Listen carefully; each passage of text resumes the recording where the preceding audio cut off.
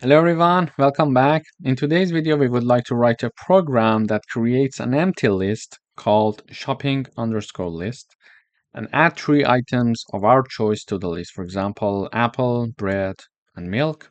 Then print each item from the list on a new line.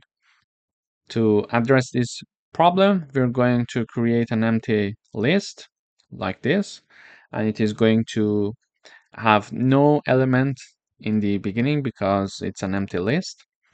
Then we are going to use the append function. So this is the function that we have, and using the append function, we are adding new elements to this empty list. So first we are typing down the name of the list dot append, and in parentheses we type down the string that we would like to be added to this shopping list. For example, apple, bread, and then milk is added to this shopping list.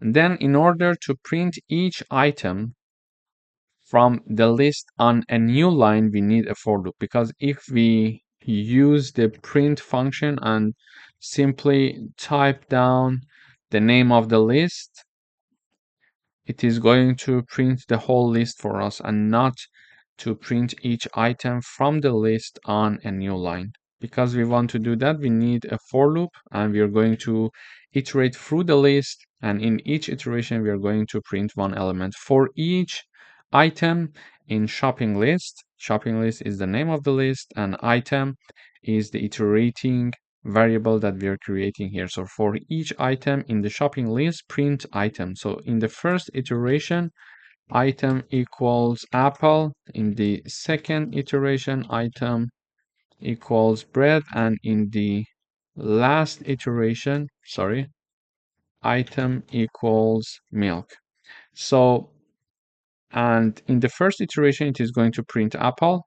So when I rerun the code, apple is being printed. In the second iteration, bread is printed, and in the last iteration, milk is being printed in the output. So this is how we can create an empty list, then add items to the list, and how to print the items in the list one by one. Thank you for watching.